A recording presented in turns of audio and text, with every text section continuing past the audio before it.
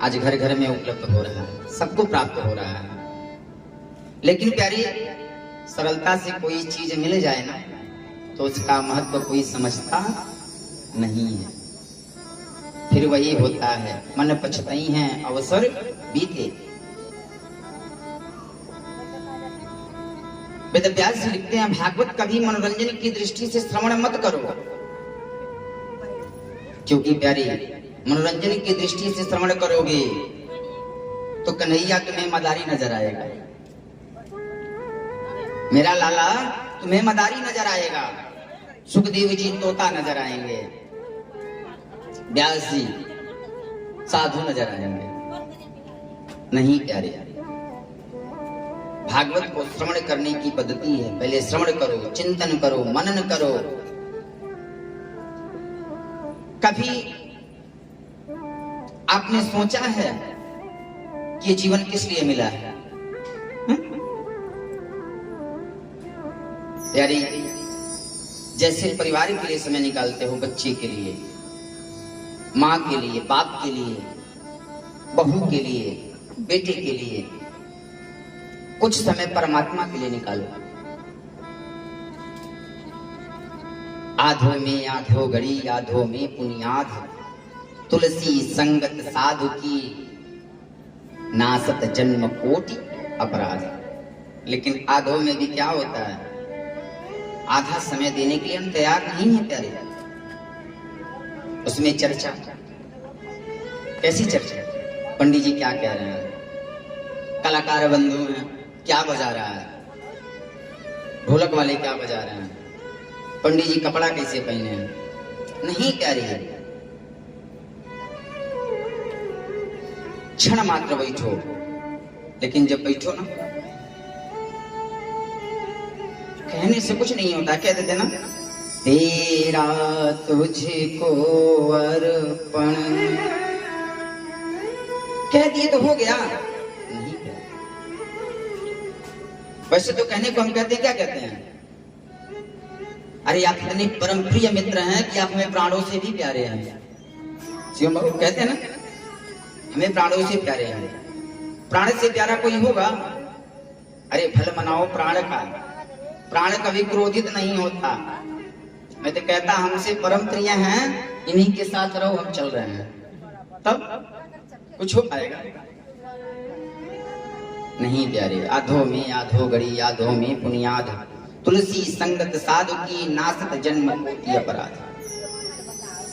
जैसे समय परिवार के लिए निकाल रहे हो, कुछ समय अपने लिए निकालो, अनुभव करो। एक कमरे में बैठो, कमरा बंद कर दो, ध्यान लगाओ और एक बार अपने मन से पूछो, एक बार अपने मन से पूछो कि मैं जैसा दिखता हूं ऐसा हूं कि नहीं, जो मैं करता हूं सही है कि नहीं।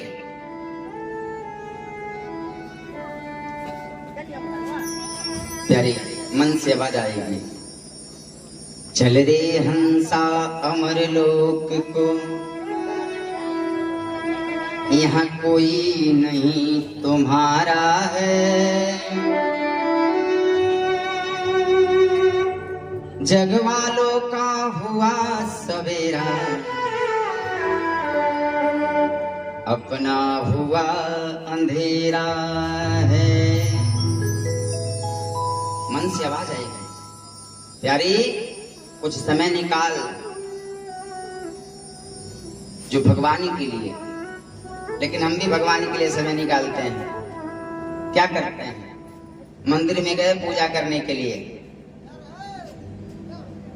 मंदिर में पूजा कर रहे हैं, त्वमेव माता च पिता त्वमेव, त्वमेव बंधु च सखा त्वमेव, त्वमेव विद्या द्रविड़ं त्वमेव, त्वमेव सर्वं मम देव देव। भगवान से कहते सब आप हो, लेकिन ध्यान कहाँ है? नया नया 2000 का जूता खरीदे हैं, कहीं गायब ना हो जाए।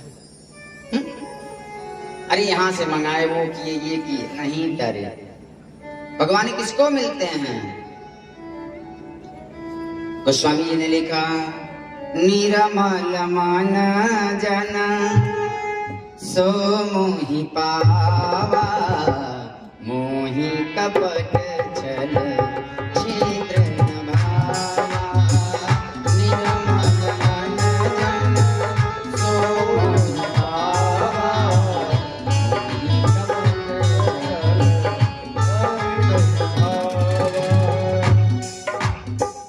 भगवान किसको मिलते हैं भाई? जिसका मन निर्मल हो। और मन निर्मल कैसे बनेगा? कथा श्रवण करने जाते हो, कथा श्रवण करोगे तब ना। आज अन्न खा रहे हो, जिस अन्न को खा रहे हो ना उससे मन थोड़ा निर्मल होगा। जो कथा श्रवण कर रहे हो आज के समय में, आज के युग में, उस कथा से मन निर्मल होने वाला नहीं। मैं व्यासपीठ से बोल रहा हूँ। जो गरिमा इसकी है ना, इसके आगे टीएम, एसटीएम, पीएम, सीएम सब ठीक है। ये सर्वोत्तम मंत्र है, मंच है।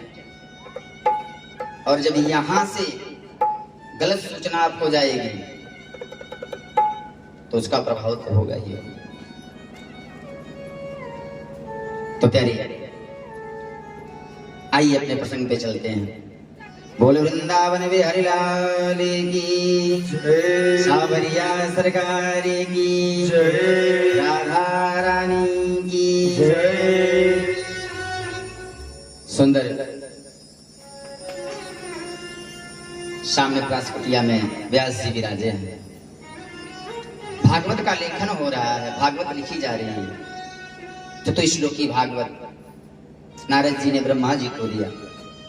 4 श्लोक का व्यास जी ने विस्तृतीकरण करके 18,000 श्लोक, 335 अध्याय और 12 स्कंद तैयार कर दिया। किससे? गणेश जी के माध्यम से। गणेश जी इतना बड़ा ग्रंथ लिखे प्यारे, लेकिन कहीं अपना नाम नहीं दिए। आज छोटा सा जो है पेपर छपता है, हमारा नाम कहाँ है, हमारा नाम कहाँ है। ऐसे गणेश जी के लेखन से और व्यास जी के वाचन से इस भागवत संहिता को तैयार किया गया। शास्त्रों में कथा आती है, गणेश जी जब लिख रहे थे ना तो कलम टूट गई। लिखते लिखते गणेश जी ने अपना दांत तोड़ा और उसी से लिखना प्रारंभ कर दिया। ऐसे गणेश जी के हम क्या हैं? ऋणी। बोल विघ्नहर्ता गणेश भगवान की जय, गौरी के लाला की जय। और प्यारी, कल हम सभी लोगों ने मिलकर के गणेश जी का सुंदर दर्शन भी किया। इतना सौभाग्यशाली हम हैं। गणेश चतुर्थी के दिन हमने मिलकर के गणेश जी का दर्शन किया, हमने मिलकर के गणेश जी का दर्शन किया। संगीता तैयार हो गई। अब व्यास जी सोचे संगीता तैयार हो गई, दिया किसको जाए? तो कोई पुत्र, कोई पिता जो है या कोई मनुष्य कोई काम करता है तो क्या सोचता है कि जो मेरा वारिस है उसी को दे दिया जाए। लेकिन प्यारे, पूत कपूत का धन संचय, अपूत सपूत का धन संचय। यदि धन का संचय कर रहे हैं, पुत्र को पुत्र हो गया तो सब नाश कर देगा, और धन का संचय छोड़ करके सुंदर पुत्र को शिक्षा दे दिए ना तो कई गुना धन कमा के ला देगा। शास्त्र बताता है, माता शत्रु पिता वैरी, ये न बालो न पाठिता, न शोभते सभा मध्ये, हंस मध्ये बको यथा। वो माता शत्रु है, वो पिता वैरी है। वो माता शत्रु है, वो पिता वैरी है, जो अपने बालक को समय समय की शिक्षा नहीं देता। हर प्रकार की शिक्षा दो, हर प्रकार की शिक्षा से निपुण करो। वेदव्यास जी ने सोचा भागवत की संहिता तैयार हो गई, मेरा एक ही पुत्र है, वो भी क्या ले लिया है? संन्यास ले लिया है। अब बुलाया कैसे जाए? फिर नारद जी को जो है बुलाया। नारद जी ने कहा भागवत की संहिता तैयार किए हैं, इसमें जो सुंदर मधुर श्लोक है ना, इसका गान करवाइए। क्योंकि भागवत के मंत्रों को सुन करके सुखदेव जी भाग करके आएंगे। और करिए व्यास जी अपने एक दो शिष्यों को बुलाए, बुला करके एक दो मंत्र पढ़ा दिया। मंत्र क्या पढ़ाया? पहले मंत्र में भगवानी की सुंदरता का वर्णन कर रहे हैं, दूसरे मंत्र में उनकी करुणा का। पहला मंत्र पढ़ा दिए और पढ़ा करके भेजे। आज जो है व्यास जी के शिष्य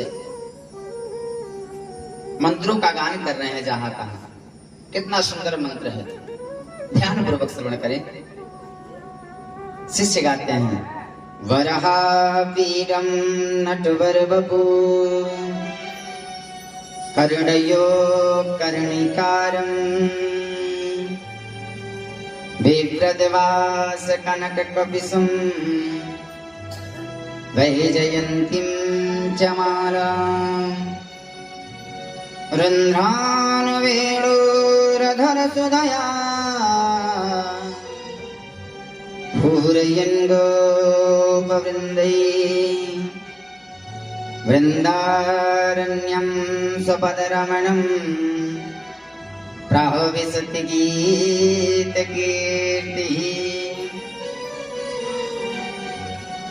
पहले आधा श्लोक गाए, बरहा पीठम नटवर बपू। आधा श्लोक का अर्थ क्या हुआ? भगवान जो है कितने सुंदर हैं। बरहा पीठम नटवर बपू, नट के समान है, दोनों कानों में कुंडल है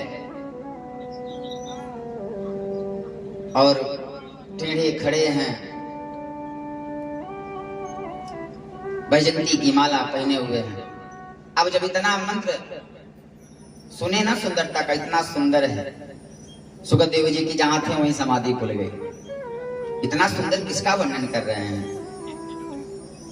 इतना सुंदर किसका वर्णन कर रहे हैं? सुखदेव जी की समाधि खुली, लेकिन फिर भीतर से आवाज आई, मत जा। जो सुंदर होता है वो बहुत खतरनाक होता है। सुंदरता के पीछे ना दौड़। हमारे गुरु जी कहते थे,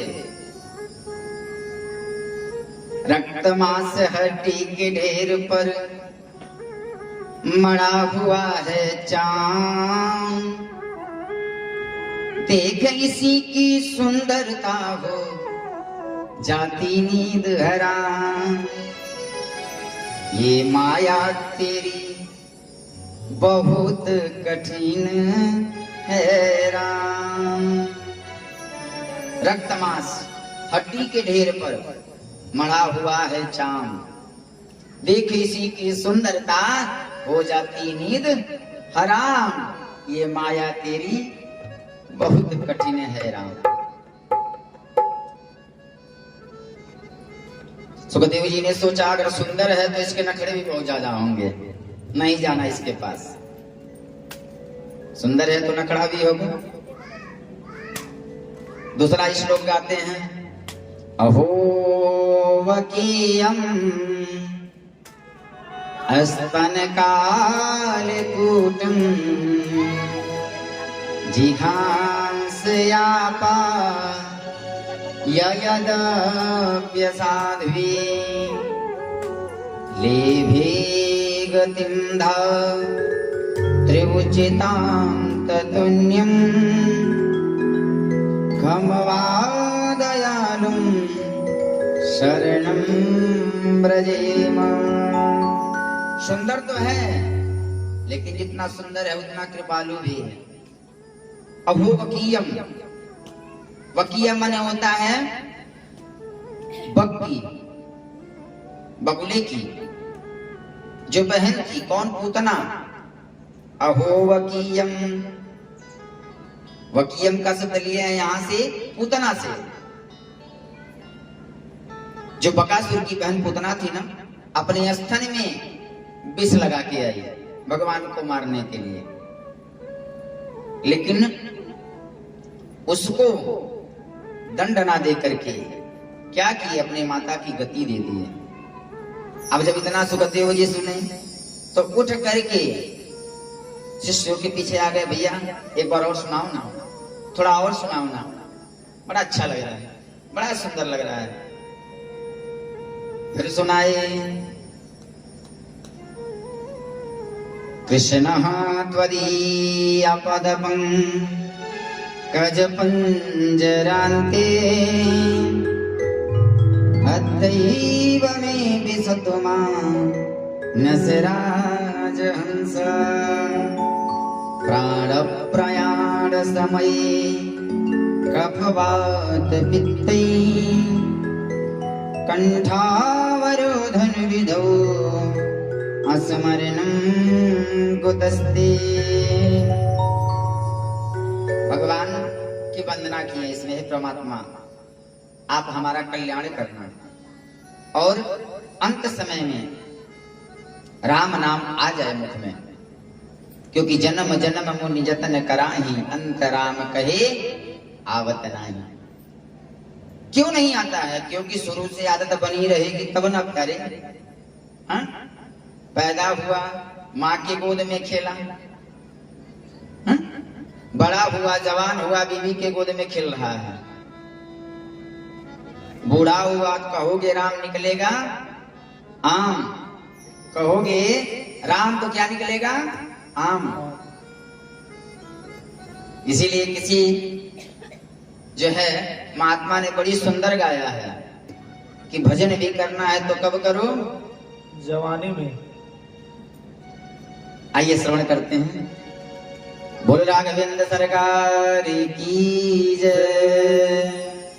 भजन कर मस्त जवानी में बुढ़ापा किसने देखा है। भजन कर मस्त जवानी में बुढ़ापा किसने देखा है। भजन कर मस्त जवानी में बुढ़ापा किसने देखा है। भजन कर मस्त जवानी में बुढ़ापा किसने देखा है। भजन कर जाओ, भजन कर जाओ, भजन कर मस्त जवानी में बुढ़ापा किसने देखा है। भजन कर मस्त जवानी में बुढ़ापा किसने देखा है। भजन कर मस्त जवानी में बुढ़ापा किसने देखा है। प्यारे जीवन में दो चीज, बचपन देखा, बचपन देखा, पैदा हुआ माँ के गोद में खेला, अंगुली पकड़ के चला, लेकिन जवानी